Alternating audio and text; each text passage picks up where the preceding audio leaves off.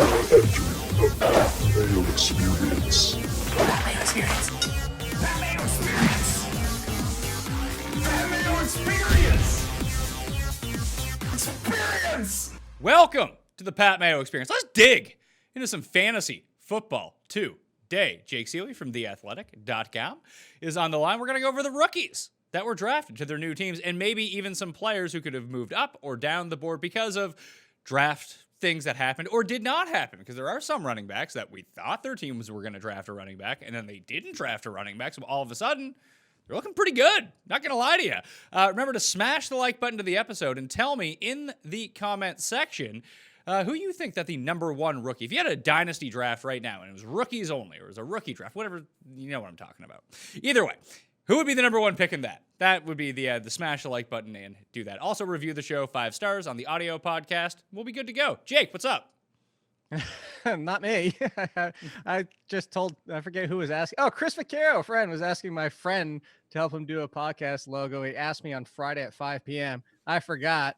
It's like, dude, I legitimately, once 7 p.m. hit, I think I've been in my computer every waking moment since, and this is the first day. I slept till 9 today. Woo. That was actually an accident. So I'm exhausted. Yeah, I can see that. You were writing up player profiles for like dudes in the 7th round who like most definitely will not make a team. I know. Well, at least I got down to 1 or 2 sentences for those guys, but yeah, I did.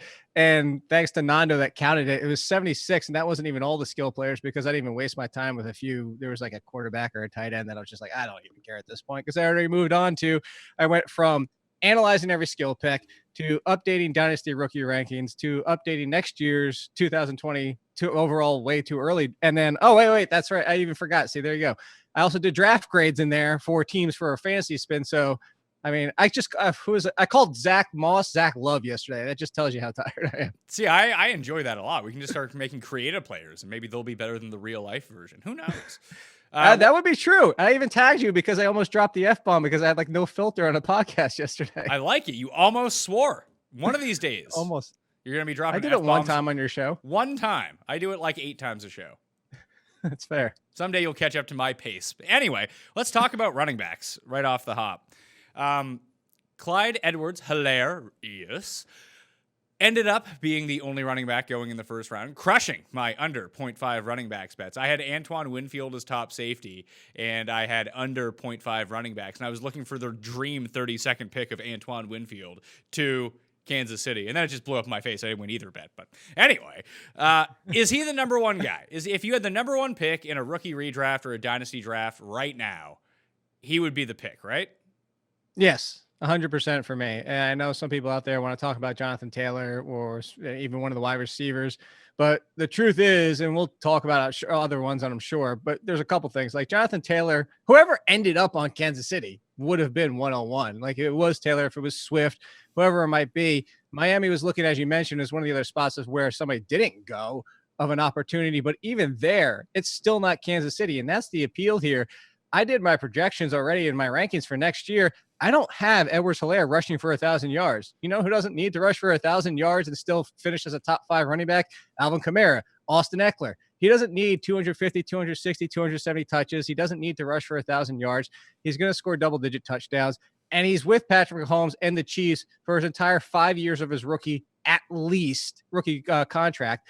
So I don't see how there's even a debate here because Jonathan Taylor will be the guy, but there's more touches involved in that backfield, especially when you talk about Nyheim Hines in the passing game. And then again, the wide receivers, they're great. And usually you do want wide receivers, especially in Dynasty, but not when you have an opportunity like this. To give you a little sneak, I thought I was drunk before and I was kind of speculating where he might end up. When I did the projections, Clyde Edwards-Helaire in redraft finished 6th at running back for me. So in a season-long league, would you take Dalvin Cook or Helaire? Edwards-Helaire? I would take Dalvin Cook. Dalvin Cook's at 4 for me. Would you take Joe Mixon or Edwards-Helaire? Edwards-Helaire. See, here's the thing. And I get that if he plays 75, 70, even 65% of the snaps, that, yeah, he's probably going to be a top 10 running back.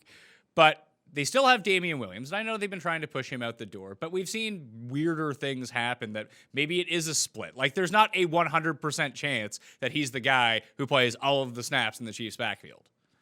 No, but he doesn't need to. That's what I was talking about with the 200 carries or the rushing for 1,000 yards. He doesn't need to. The thing is, even if he's 60%, and this is a newer split than we've ever seen. I mean, that's the thing that people are pounding the table for Damian Williams last year, including myself, is that Andy Reid loves to use one running back the majority of the time. Damian Williams was used that way at the very last end of the season in the playoffs, and that's the appeal. But like, this team clearly doesn't like Damian Williams that much. They kept trying to bring in other people, sign LaShawn McCoy's dead corpse. So like all these things, and it's like they went into the first round. They were pounding the table. There's one for him too. There's another cliche, and they were going to move up. They were trying to trade up to make sure they got him before he fell all the way to, like, there was, I think, somewhere around the 25th or 26th pick where they started talking about trying to move up, or wherever Miami was, 23 or whatever. Anyway, this is their guy. It wasn't Clyde Edwards-Helaire. Oh, Jonathan Taylor already went. It wasn't DeAndre Swift or no, it was their guy with the pick of the running back litter. And you saw what Andy Reid said. He's Brian Westbrook, but better. I mean, like, whether or not that ends up being true, we have to see somebody play football for that. But if he's saying that, there's no doubt in my mind. I know you said 100%, but there's no doubt in my mind it's at least 60% of the work. If it gets to 70, 75%, then he could be pushing Dalvin Cook. I think Joe Mixon's an interesting one to go up against here, just because I know that Joe Mixon's going to be the guy, unless he holds out, which it doesn't seem like he's going to do anymore. But, we'll keep up to date on that. That between the two, I know that one guy is going to get like 80% of the work behind a line, even though it's a worse offense, although the offense should be improved, you'd think. That I think that there is a floor and a safety to that, even though they might be back-to-back. If you want to go Joe Mixon, I'm not going to fault you for going Joe Mixon. I want to be fault right behind Edwards-Helaire. I have Henry, Fournette, Mixon, Chubb. If you want to take any of those, even Chubb, with his risk of not being involved in the passing game with Kareem Hunt, as we saw for the last half of the season, it ended up being 1 or 2, maybe 3 receptions in a game. His floor is still tremendous because he's Nick Chubb. If you want to take any of those, it's certainly fine. For me, like looking at the way too early rankings, it's almost kind of when you and I talk, and we'll do it in a couple months, but we're talking like tiers type of stuff. Like I would almost say McCaffrey is by himself at this point, Barkley, Elliott, Cook, and then Kamara just kind of by himself with Edwards-Helaire, Henry, Fournette, Mixon, Chubb, Jacobs, all in a group where you could kind of shuffle them around like wide receivers. But for me, you know how I ranked my projections. Edwards-Helaire barely snaked it out. I'll pull up the projections and tell you how close they are. Well, let me ask you about Chubb for a second. With Stefanski in Cleveland now, and they've upgraded the passing game again. They've obtained a better offensive line out of this entire thing. Do you think they go back to, do you think Kareem Hunt is as involved as he was towards the end of last year? Do you think that was a schematic thing from the kitsch? And do you think that completely gets changed and they go to a Nick Chubb as Dalvin Cook, but in Cleveland? No, because we saw some use from the other running backs, including Madison with the Vikings before this. So I do think he stays involved. Maybe, the best case scenario is that it's not as involved. But I think the fact that you saw they gave the tender to Hunt pretty early in the process tells me that he's probably going to be used pretty much the same as he was last year. There's no reason to go away from how effective it was. But just to pull that up, like Alvin Kamara is at 255, and then you drop down to the Chubb, and it's 225. So we're talking about 30 points gap between that. It's actually bigger than I expected, but it's that 30-point that range between the 5 of them.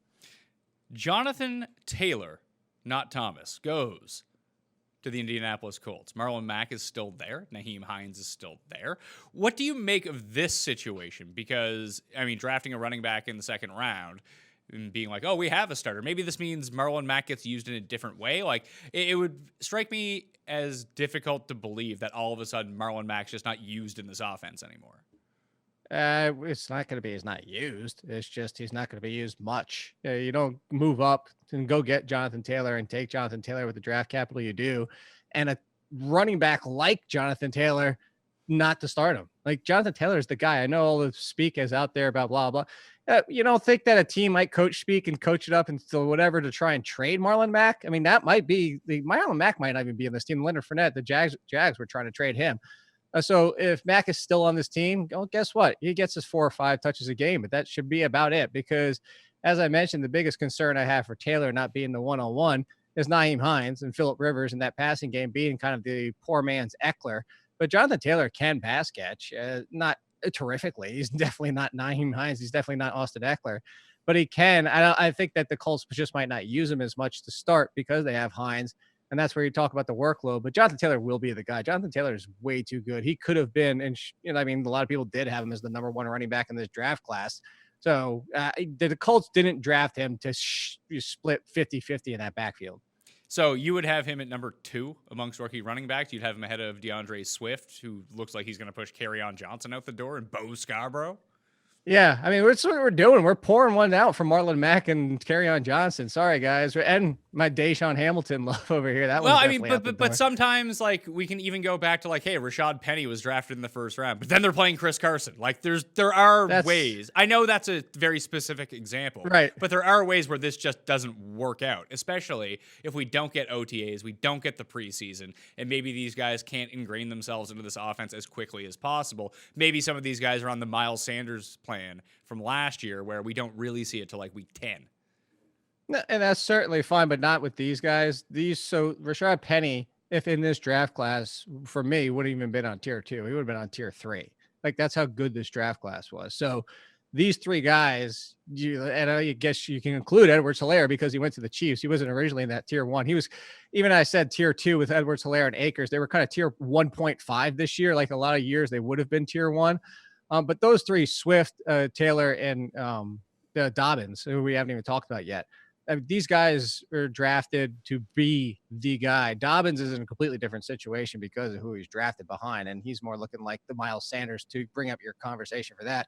I actually even said that on our podcast yesterday, is Dobbins is the one who by midpoint, maybe late in the season, takes over Mark Ingram's role, and now he puts up Miles Sanders RB1 numbers down the stretch. That's the appeal there. But these two come in to, like I said, bury Mack and Johnson. Of course, if we don't get news on the NFL season and all of a sudden we're pushing the season back and these players haven't got to practice with a lot of team, the rookies and free agents that move teams, there's a little bit of a concern there. Maybe you downgrade them a little bit. Maybe they start off slow, as you're saying. Maybe it's 50-50 to start.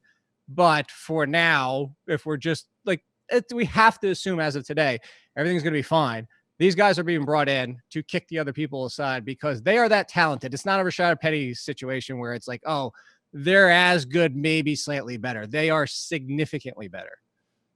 It's just weird that they would go out, and the whole reasoning behind like Penny and even Harris from last year on New England, I know he was banged up, was they spent first-round draft capital on these guys. Of course they're going to play, and they didn't play. Yeah, that's what happens. Sorry, I got a little stuffed up over here. It's no sleep, no stuffed up over here. You've been staying up doing a bunch of cocaine, have you? Now you're all stuffed up. I was watching that Bulls documentary. So the rest of the guys on it, so you have Dobbins. I think Dobbins in redraft just could be. I don't know if he would be the next one up. I think for a dynasty draft, he's interesting, like you mentioned, as he takes over this job. Just having a running back with Lamar Jackson should be pretty good. But of course, you have that awful Mark Ingram. Just doing no one a good service here by being awful to begin with, then blocking someone that maybe we like in a good situation. Then you got like Cam Akers and Keyshawn Vaughn. Keyshawn Vaughn is super interesting. Why not project the role of him taking over in Tampa Bay over Ronald Jones II, who, frankly, no one really wanted to use anyway, especially Bruce Arians. Then, I know he wasn't drafted as highly. He doesn't have the same pedigree as Edwards-Helaire, Taylor, or Swift. But, we're just assuming they come in and knock out the incumbent. We don't think that's going to be the case? No, I have Keyshawn Vaughn at 31 we're talking redraft. I have Ronald Jones at 42. I actually do think he's in the lead. I don't know that Ronald Jones is completely dead. Obviously, as things change with that role, that might switch. If the Keyshawn Vaughn ends up having the entire backfield to himself, the thing is he still won't have a lot of the passing game because not of your guy, the Goon. He's actually pretty much irrelevant. You might as well drop him from Dynasty rosters because they drafted Raymond Calais way late, and he's the pass catcher now. So if you stay with that similarity to the Patriots, where Calais becomes James White, and he is the pass catcher, despite the fact that Vaughn can be a decent pass catcher. That's just not his strength to the level of Calais or even the Goon. So the thing with Vaughn is you're hoping for first, second down work. You're hoping this kind of turns into a LeGarrette Blount-like situation where even if he's not involved in the passing game, they just score so much on the ground that he ends up being an RB2 or an RB1. But as of today, Ronald Jones is still there. Like Vaughn versus Jones is kind of like the Penny versus Carson situation where, yes, he's better, but is it big enough that we can say right now it's Swift over Johnson, it's Taylor over Mack? The gap isn't as big. So I do have him higher. I do have him in that conversation. I have him higher than J.K. Dobbins. But as of right now, it's not a guarantee that it's his job. What is his ability in the passing game or even pass blocking? Because you'd have to think, well, you have this Arians offense that wants to go vertical with Tom Brady as your quarterback. Not necessarily there's going to be a James White of Tampa Bay, but I could see a running back piling up a ton of catches in Tampa Bay. It might not be a specific guy that they bring in to catch all the passes like they did in New England, but if Taylor could be that guy on the field, maybe it could be him. And the good thing about it is Vaughn was one of the best pass blocking running backs in the draft. So that's where you get some real appeal here. I mean, and that's why I have Vaughn already ahead of Jones. Not as big as a margin as the other two, but I have him ahead because I think what has Ronald Jones struggled since day one coming out of college is in the passing game, both blocking and receiving. Vaughn's an okay receiver, but a terrific blocker. Even with the drafting of Calais might be the pass catcher, but Vaughn won't come off the field as much as he would have. If they never drafted Vaughn and only took Calais and then they rolled out those two, Ronald Jones would come off a lot more than Vaughn should come off. So again, this, for Vaughn, I would go with him. I would take the gamble on him. And, you might end up, assuming he wins the job, you might end up with the top 20, top 15 running back. Would you rather draft Keyshawn Vaughn or Kareem Hunt in a redraft? I'd rather just go for what could potentially be an every week winner for me in Vaughn. I know that Hunt was fine, but it's the same thing with James White, and it's a lesser James White. You have to rely on 4 or 5 catches every single week. What if it's one week where they're just up a lot? It's only 3 catches and he only ran the ball 3 times. That's my problem with Hunt. That's my problem with James White. It's not that I don't love them in PPR for where you always get them, but for this situation, I mean, Vaughn could be your guaranteed RB2 every single week. Hunt's probably an RB3 at best because of that inconsistency. Cam Akers goes to the Rams. Obviously, Todd Gurley is gone, but Darrell Henderson's still there. Malcolm Brown is still there. Yet people, again, are just projecting Cam Akers to be the new lead back with the Rams. I don't know if that's going to be a wait-and-see situation just to see, the coach speak, how people are practicing. But it was strange because, Henderson, as we talked about a bunch of times on the show, that, once he hits the outside so fast, other than that, he doesn't really seem to do anything all that well. And they seem to like Malcolm Brown. They would bring him in to steal Todd Gurley's touchdowns. Yeah, but I don't think they'll be bringing him in much anymore. This is another one. You could pour out Malcolm Brown, but Darrell Henderson, for me, isn't going anywhere. And the fact that I was a fan of Darrell Henderson, and people will talk about draft capital spent on Henderson last year and talk about it with Rashad Penny and the fact that they spent a second rounder now on Akers, which my whole thing here is if you're looking at Akers and spending the second round after Henderson and after everything you've done and the needs that you had on this team tells me Akers is the lead. Maybe it's not 70%. Maybe I would assume they're not going to give him the Todd Gurley workload. I'm assuming they've pretty much learned that they don't need to do that. A lot of teams are starting to learn that. But a 60-40 split with Akers being in the lead and Darrell Henderson still being out there because he is so dynamic, because he is so explosive. And the thing with Darrell Henderson, as much as I always liked him, I even said that for the longest time, is that he was kind of in that conversation with the Ecklers and the Edwards-Hilairs and all that type of stuff where he doesn't need to and shouldn't touch the ball 20 times a game. So I actually think this is fine. I think Henderson's fine. This value is going to be the same as it would have been before. It's like fringy RB2, RB3 if you can get him there, with some weeks where he'll give you RB1 value. But I do think that Akers is the lead. I just think they really offset each other very, very well. And people don't realize how good Akers was because of how bad the offensive line he played behind. So when we're thinking about Akers, obviously you'd probably take him over a Kareem Hunt type, but what if it was, and we'll get to the next guy down on this list, you're going to have Devin Singletary against Zach Moss in the backfield. What does Moss do to Singletary's value, I guess is the good question. I don't think it hurts as much as people think because Singletary was never going to be a big touchdown guy. We talked about it on your show. You kept bringing it up and you do it all the time. Josh Allen, similar to the Cam Newton in his prime, stealing touchdowns from his running backs. Devin Singletary is never going to start scoring 7, 8, 9 rushing touchdowns. Just that's not who he is. And similar to Darrell Henderson, you don't want Singletary touching the ball 20 times a game for 16 games or you're going to kill the kid. That's really what it's about. Singletary needed an offsetted piece. It wasn't probably going to be TJ Yeldon, as we just saw, as they drafted Moss. Frank Gore was still used, even as slow as he looked last year, just to, spell Singletary at times. He did get 20 touches, I think twice, but either way, that's not what you want every week. So I'm fine with Singletary. He's actually 21 for me. I still have him as a mid-low RB2.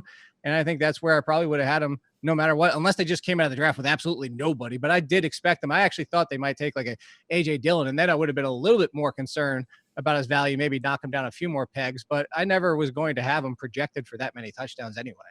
If we were to throw Devin Singletary into this mix with these rookies, would you go Jonathan Taylor or Devin Singletary? Jonathan Taylor. Would you go, obviously, Edwards-Helaire you're going with. How about Swift? Swift. Really? Yeah, Swift. Even in that offense? Like, they just don't. The Lions under Patricia basically are the Patriots with Belichick in terms of usage of running backs. Like, if I knew, there's no guarantee. Like, all of a sudden, Bo Scarborough is going to be in the game and get like 8 straight carries and be like, what is going on? Or they'll call up some dude we've never heard of, and then he's going to get a bunch of touches. Well, for all that, I'll just put it this way. If Todd Gurley was on the on the Lions in his prime, would you not take Todd Gurley anyway? And that's really what I kind of painted as. Like, Swift is Gurley level talent. Taylor, all 3 of these guys, they are exceptional running backs. And we're talking about Zeke, Barkley, all these running backs that the people didn't want to even draft in the top 5 because they've never played it down in the NFL. Like, these are top 10 NFL running backs already. They're that good.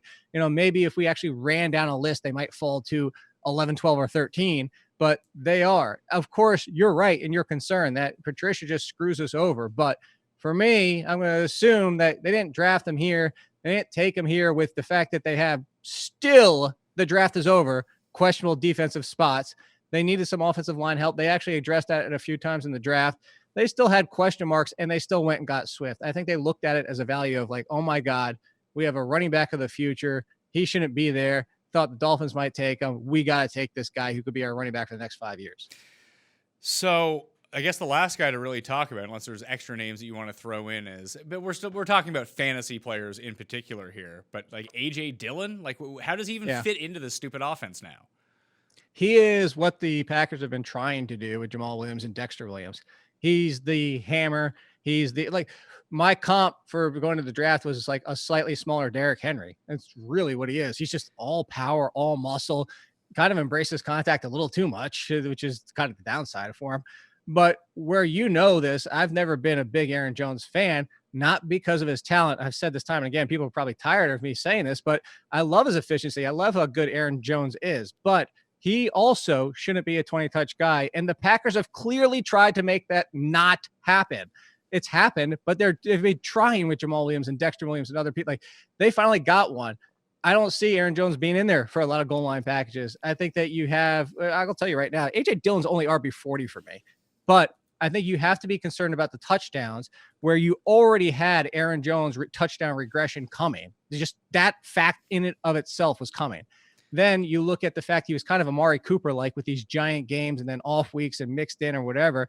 And with AJ Dillon now, Aaron Jones ended up falling down to RB19, which that actually ended up being one of the angriest players people were about. Well, if you were going to say that if A.J. Dillon appears to be the potential vulture or the power back in this offense, then you would have to drop Aaron Jones down.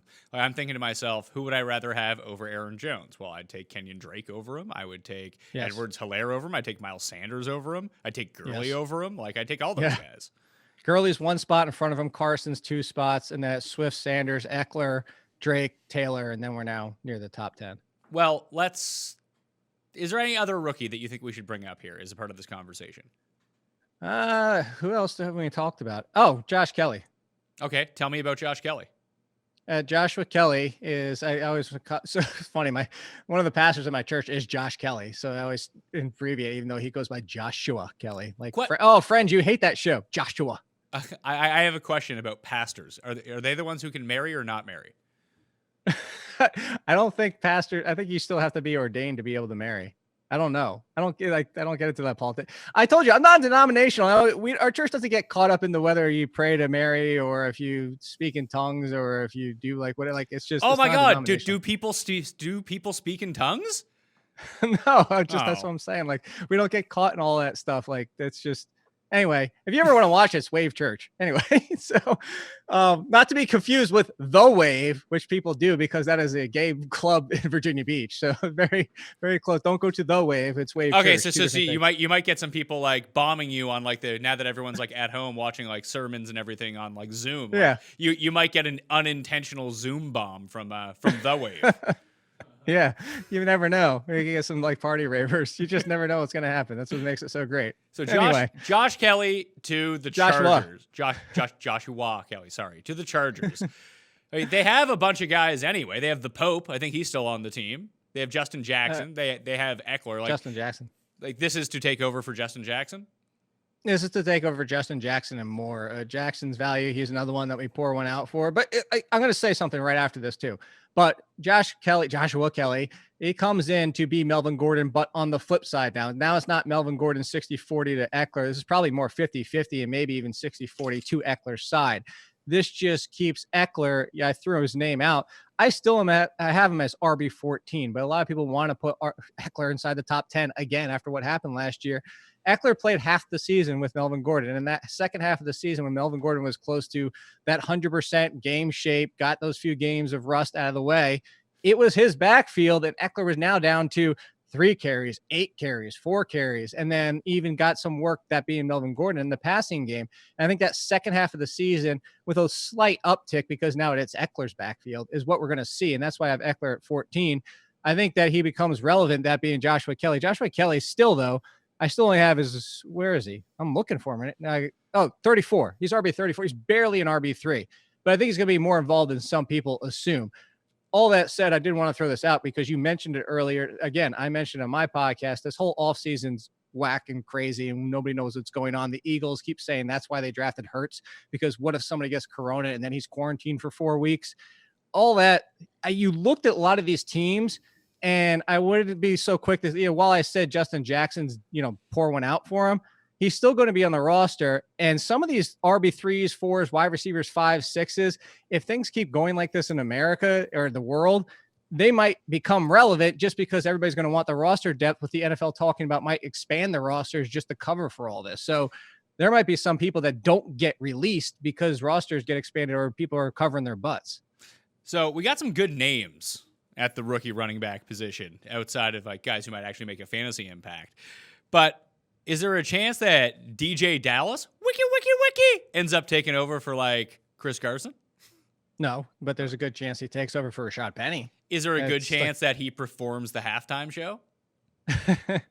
That's also possible, yes. But like DJ Dallas does sound like a 1990s, like he was the guy that showed up on Saved by the Bell for the little party or whatever it was. Yeah, he actually DJ Dallas sounds like he would have been like the DJ, but of a boy band. Like, that you remember like when the Backstreet Boys came out with Get Down, and then there's like that weird rapping part? Like that could have been DJ Dallas for all I know. There you go. 100%. Throw one out to Dallas. What? Yes, there's DJ Dallas. Will be the highlight of his career right there. Just what everything you just said. But here, Dallas this puts kind of Rashad Penny on last notice. Like Rashad Penny has had injuries, and that's part of the equation, and him not performing to what people expected, including myself when he was drafted. You mentioned the draft capital. I actually asked at the combine the year after the Pete Carroll. I said, you spent all that draft capital. Are you disappointed and looking to get more involved with Penny? He said, I always loved both of them. They've always both had a role in his offense. Well, I think it's clear that Pete Carroll has always wanted kind of that complementary piece. Chris Carson has looked terrific, went healthy as well. But if Penny falters, that the Penny role will be Dallas's role. And the Carroll intention is to get that guy some work every single week. If you're in the 214, throw your hands up, make some noise. DJ Dallas coming at you. He could have had like a really bad radio show, like overnight on Fridays on some not really listened to radio station in 2002. You're listening to 103 Jams. Any other guys from down here? Like the guy that was brought in to replace Dion Lewis, presumably. What the hell was his name? It was hilarious. Darrington Evans. Yeah, Darrington Evans. That's like Darrington Evans. It'd be better if it was Darrington Evans, but I like that first name. Like I'm having a son soon. Maybe it needs to be Darrington Mayo. I don't like the extra N in there. I do. I'm I think like the more ridiculous letters you can throw in a name, the better. Like Demarius Thomas, which still makes no sense. Yeah, but at least you don't have to worry about that anymore. I'm looking down my list right now to see. Well, there's a few more we could throw. I mean, LaMichael God, I need sleep. Perrine? Yes, thank you.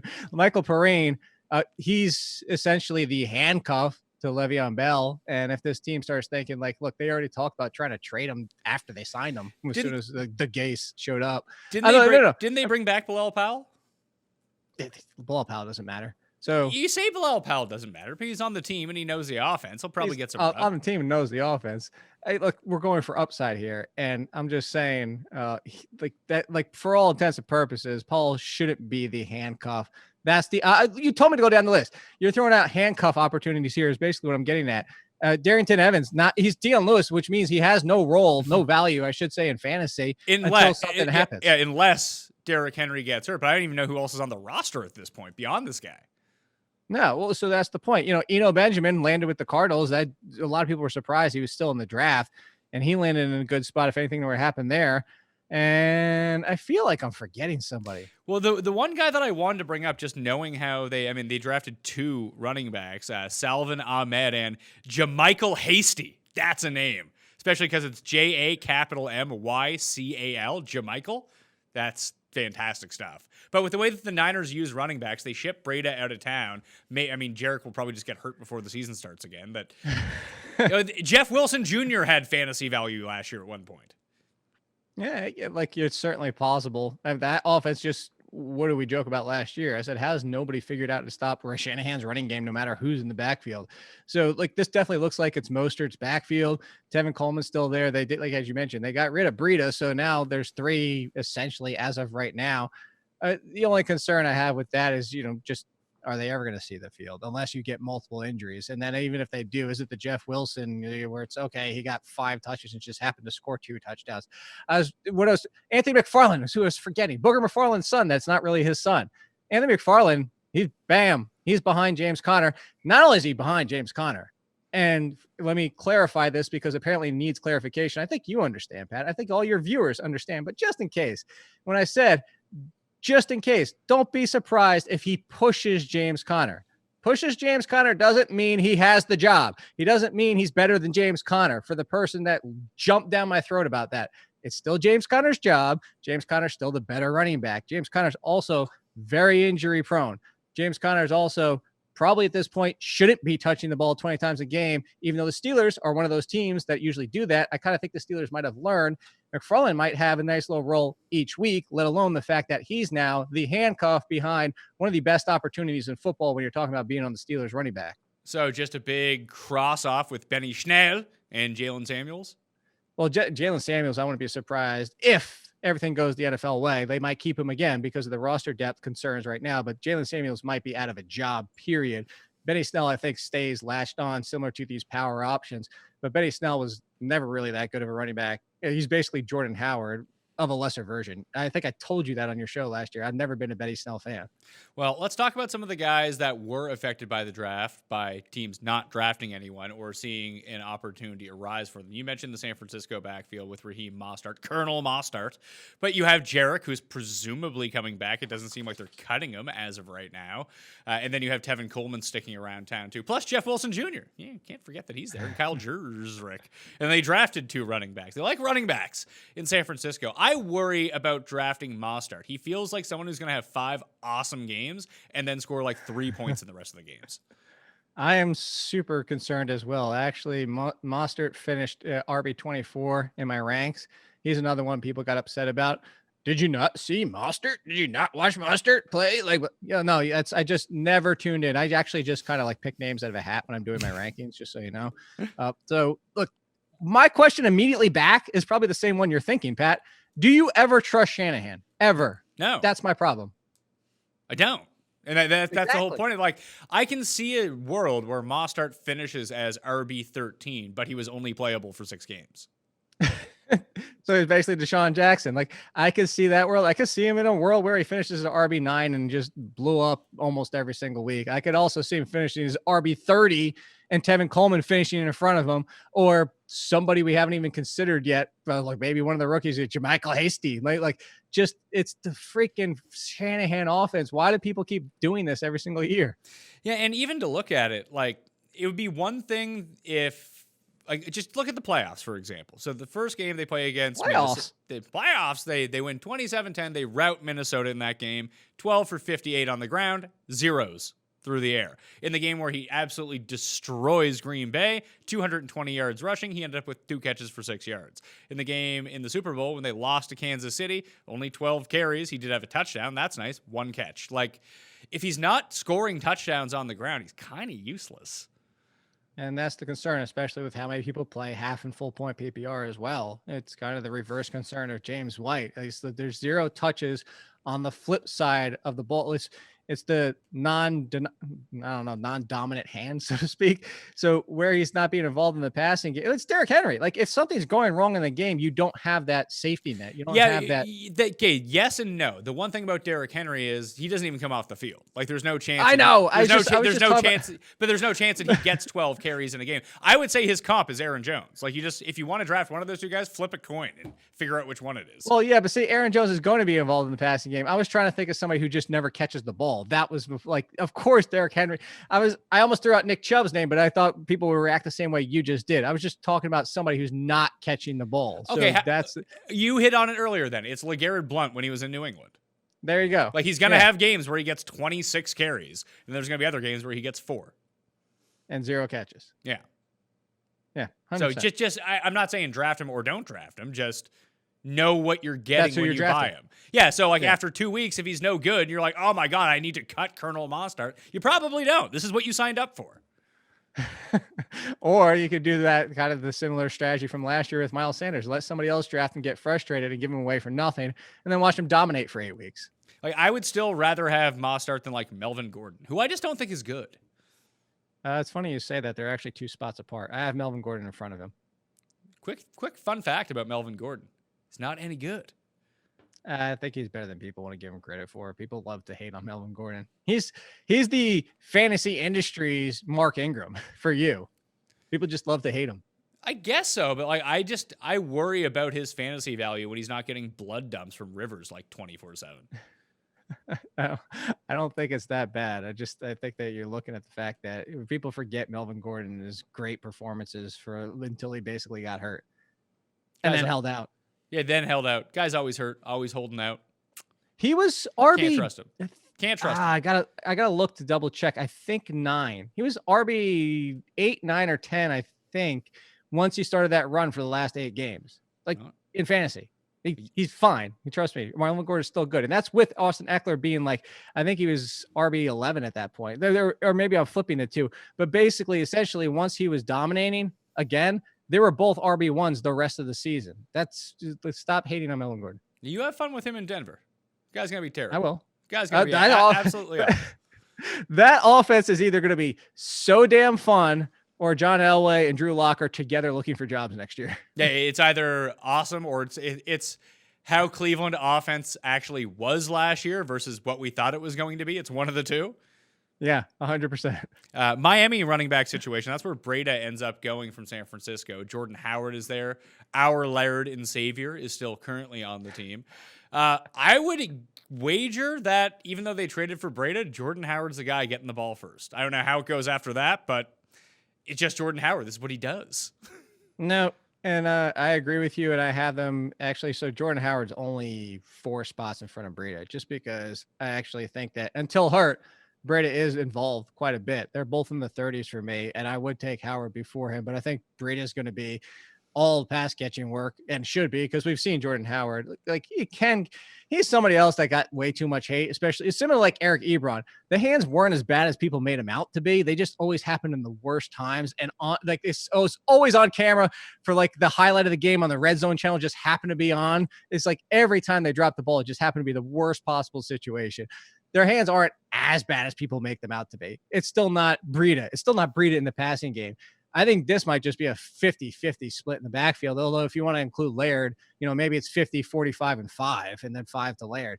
But I think that Breda is going to be involved for as long as he can stay healthy, and they'll both be out there quite a bit. But to your point, I would take Howard before I take Breda, but they're not that far apart. What about in Atlanta? They don't draft anybody at running back. This looks we already talked about it. It just looks to be Todd Gurley's backfield. This is great. Yeah, Todd Gurley in front of Aaron Jones. Hey, hopefully Atlanta also knows that Todd Gurley shouldn't be touching the ball 25 times. Oh, they don't care. It's a 1-year deal. Run him into the ground. No, that's what I was going to say, is they probably 18, 20 times a game. And if Todd Gurley is even, let's speak some truth about Todd Gurley. Even if he's 90% of the Todd Gurley we used to know when he was in his prime, that's still better than half the rosters have in running backs out there. Probably puts him inside the top 20 talent-wise, just 90% of what he used to be. So if he's in a backfield that has been vacated by Devontae Freeman with Quadre Olson and Ito Smith, it's his backfield. We're talking about 200, probably 40 plus touches. And in that case, that's why Todd Gurley finished at 18. I don't love it. I'd feel sick taking Todd Gurley as my RB2. I would hopefully he falls enough to get to my RB3, but it's not likely he will because of the opportunity. Somebody's going to take him. I think that he's probably going to finish as a running back 1 this year. It's not going to be fun. As long as he stays, there you go. If he stays healthy, like I don't see a situation for a lot of running backs that even if he's 80% of what Todd Gurley used to be. I'm not super concerned about the talent. I'm super concerned about how good this opportunity is. It's a pass-happy offense where people have to respect the pass, and they are going to run when they get in close. And now he's back playing indoor. Like, this is going to be great. Would you take Miles Sanders or Todd Gurley?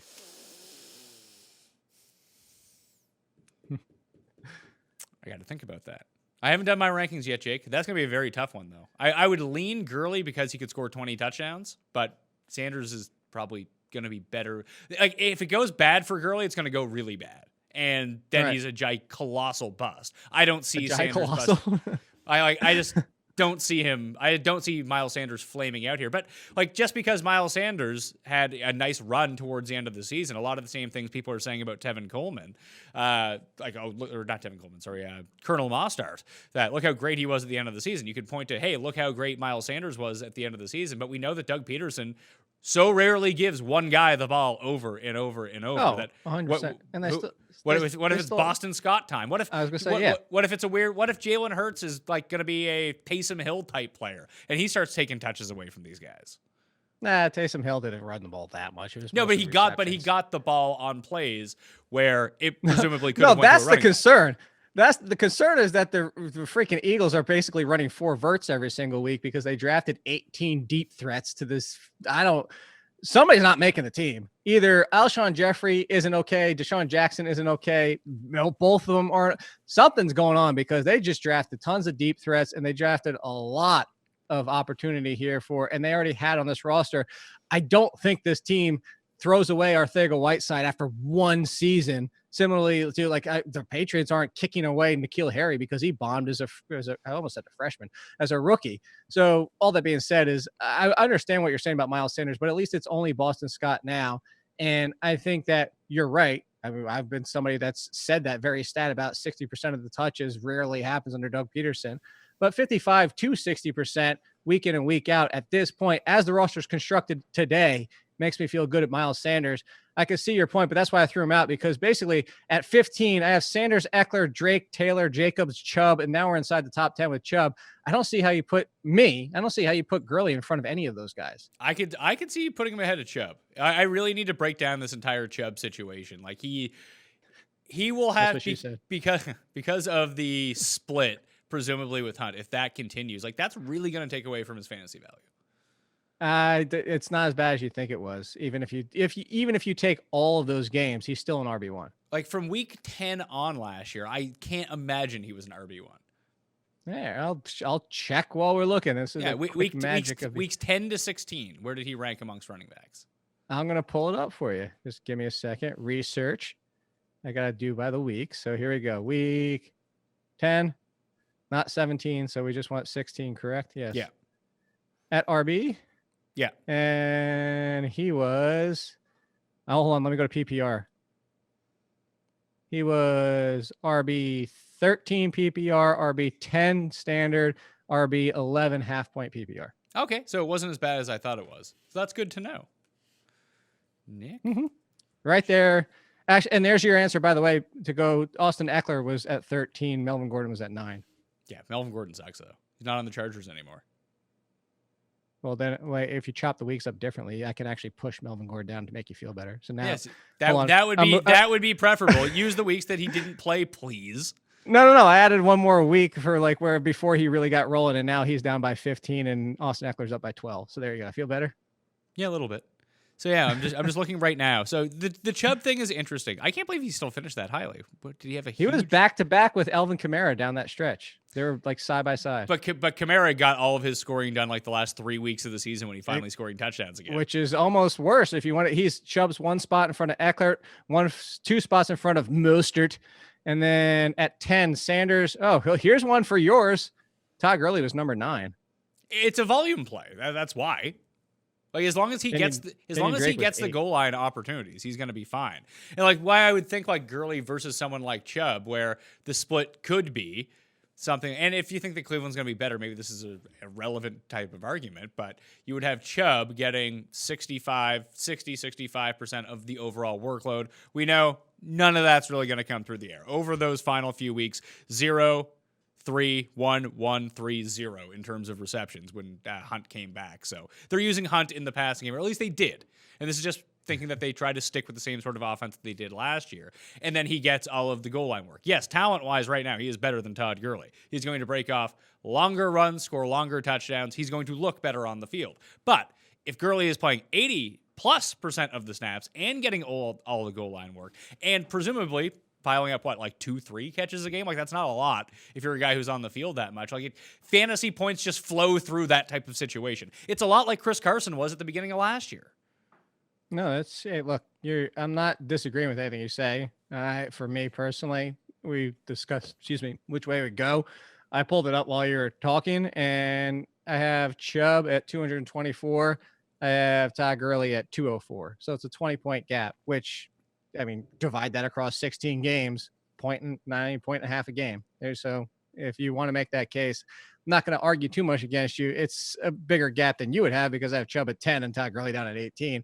But your point remains. I'm trying to think, is there any other situations where I guess like Le'Veon Bell is fine with the Jets? Like all the guys that we thought were the number ones remain the number ones. Is there any situation where it was up in the air and then no moves were made and then all of a sudden you're like, that guy's not so bad? Like after day 2 of the NFL or day 1 of the NFL draft, it was like, hey, Ronald Jones looking pretty good. Then all of a sudden that got pushed aside. Yeah, that got kicked to the curb real fast. I think the biggest one that we haven't mentioned, but I mean, that's just, I'm running down my list right now. The Carson one, like we talked about, was just a backup situation. Bell's fine. Yeah, that's kind of it. I mean, David Johnson, clearly the Texans are fine with David Johnson being David Johnson. So outside of that, the only other one was Leonard Fournette that didn't get traded. And there's still a possibility that he ends up getting cut. I don't think they're that. They don't like him. No one likes him. Like him. I'll take him. Put it this way. Today, if I was doing a draft, not knowing what the future holds in store for Leonard Fournette, I'd probably draft Raquel Armstead in the last round just because he's the only other guy on the team. I did that before the draft on a couple leagues, just threw him out there because the trade might happen. But I keep going back to why. Like 1,700 yards and 3 touchdowns, his fault. It wasn't his fault. Like the touchdown, he's the opposite of Aaron Jones. His touchdowns, Alvin Kamara, it should skew back the other way next year for the positive regression if the Jaguars don't screw this up too. The Jaguars just, I mean, I guess it wouldn't shock me, but well, that's the whole thing. It's a franchise that's pretty inept. From all accounts, Fournette is a terrible locker room guy who they want to get rid of because they just don't want him around all the other people. Like he's lazy, bad traits. These are all the rumors about Leonard Fournette. And you have a situation where you don't want to be good. Like, why keep him around if he's going to be good? No one wanted to trade for him was the thing. I know. So that's what I'm saying. Where does he even go at this point? Like, because you're not getting draft. I mean, somebody throws you a 3rd rounder or 4th rounder next year. No, you're getting nothing. Like it's either he's on the team or he's cut. Like no one's trading for him. Now I'm trying to think of places where he could land as a free agent. That's kind of what I was looking at here. I'm getting intrigued. Ooh, put him in Pittsburgh. Houston? He'd be a top 5 running back in Pittsburgh. Yeah, potentially so. Maybe we'll do wide receivers. Did you say Houston? Yeah, Houston. Just stick him in there. Put him with David Johnson. He would get cut. He would get cut and be free to sign, and Bill O'Brien would sign him and still send a 3rd rounder just for the hell of it. Smart. That's what you got to do. You got to show respect. Put some respect on that name. We'll do wide receivers on a different show. I want to talk about tight ends, though. Are there any tight ends year 1 that could do anything? No? Just straight up no?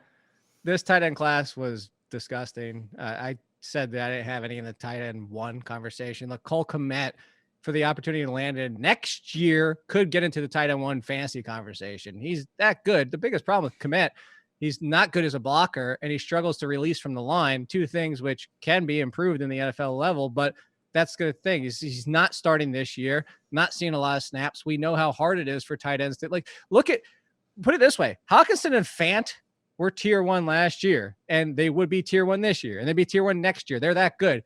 Look at what they did as rookies, and now you're talking about a draft class that nobody even came close to Fant and Hawkinson. So that's what we have to look at, whether it's Kmet, whether it's anyway. It was Bryant, Harrison Bryant, Hunter Bryant, apparently because of the injuries, didn't even get drafted, picked up by the Lions afterwards, somebody to watch down the road, but I guess his injury was worse than people thought. But like Asiasi, even with the Patriots and his opportunity, like all this, like it doesn't matter. Just the tight ends don't even think about anything until 2021. And it's the worst possible landing spot. Like, yeah, the Bears cut Trey Burton, who's in Indy now. Could hurt Jack Doyle a little bit if he's healthy. But they still have like 10 tight ends. They signed Jimmy Graham. Dude, they legitimately do have 10 tight ends. I wasn't joking. Okay, yeah, because I brought it up on the podcast. I asked Brad and Chris. I was like, do you know how many tight ends are on their roster right now? Do you know how many wide receivers are on the Eagles roster right now? Actual receivers? I mean, they're listed as wide receivers. They're technically on the roster. 16. Wow. Let me double check to make sure they're all still there. And the best one's Greg 9, Ward. 12. Oh no, 15. They're down to 15. Nice. Somebody's gone. Or maybe I miscounted yesterday, but it's fifth freaking teen. I almost dropped the F-bomb again. I need sleep. You do. You go get some sleep, Jake. We'll come back and we'll do wide receivers and quarterbacks on another show. Running back's really where it is, though. And frankly, the only reason I want to do the Dynasty talk is I have the number 1 pick in a rookie draft. So I just wanted to make sure. Yeah, listen, it's the only reason I have the show, so I can ask people smarter than me about what I should do so I can be good at stuff, too. You know what you should do? What? Just because you hate him so much, you should trade down and then take J.K. Dobbins later, because then he'll just take over for Mark Ingram and you can doubly celebrate. Maybe. I probably don't even need to trade down. Maybe get another pick. Maybe I'll trade up. I'll take number 1, then trade up for another pick. Does anybody need a quarterback? I'm all about trading up, Jake. No, see, if anybody needs a quarterback, you could trade down too. Somebody might want Burrow. Maybe. I don't think so. I don't think Burrow's going number 1 with that pick. Is it single quarterback? It is single quarterback. Like, I could use a quarterback because in that league, I waited till the very end, like rounds 50 to draft quarterbacks. Oh, there you go. So I trade back for 2 firsts. Yeah. So instead of drafting like a real quarterback, Meany and I took Cam and Jameis, presuming one of them would sign in a good spot. And so far, no dice. Hey, real quick before you get out, you want to hear D'Angelo Williams like freakish, like what's not theory? What's the word where like people are conspiring with a plan? What's the conspiracy theory? Yeah, maybe that's it. Oh God, I need to sleep. So he's out there. He's saying that the Packers are trading Aaron Rodgers to the Patriots and going to sign Cam Newton. I like it. That would be amazing. I would love if it happened, but that's super, super conspiracy level. I'm all in on that. Where do you think Cam goes? I mean, if it's not going to be the Patriots, the Winston thing shocked me for the Saints. I still think, you know what? The problem is they can't test him. And I think that's the issue, is that they can't really get a good read on his health, because otherwise at this point, Steelers make sense.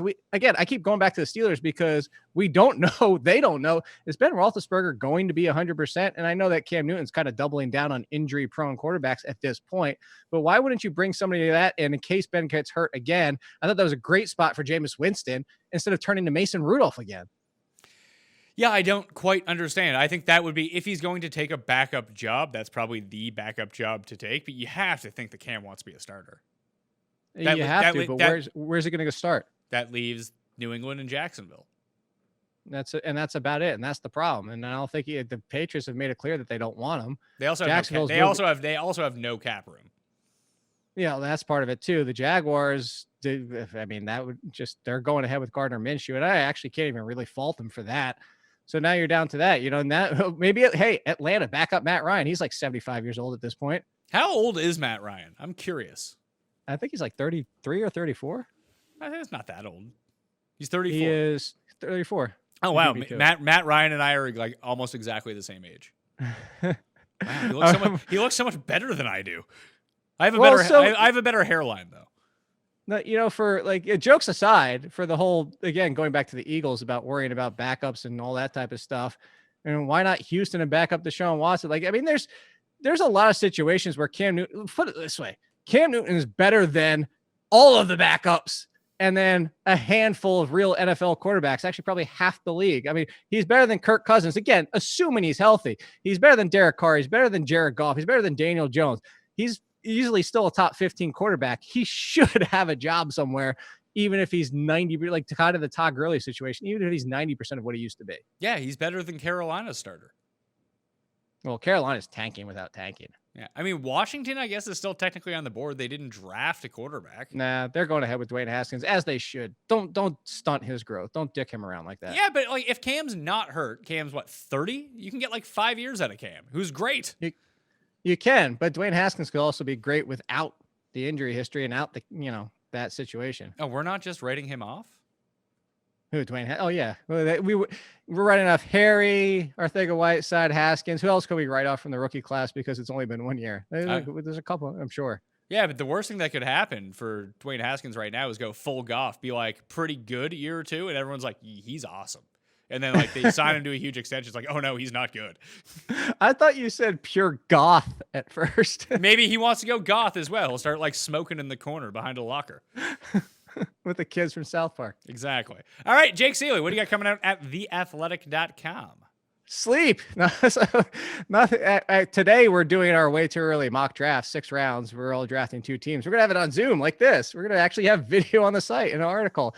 But I actually have a little bit of a break until next week. So in case you missed it, I had my top 88 profiles before the draft. I had my live pick by pick during the draft. I had the Dynasty ranks, the grades, and the way too early rankings. You go to any of those articles, it's 90 free days. So, I mean, hopefully that takes you up to the season, kind of get into the preseason form. And that's actually a thing. And the NFL doesn't get pushed back.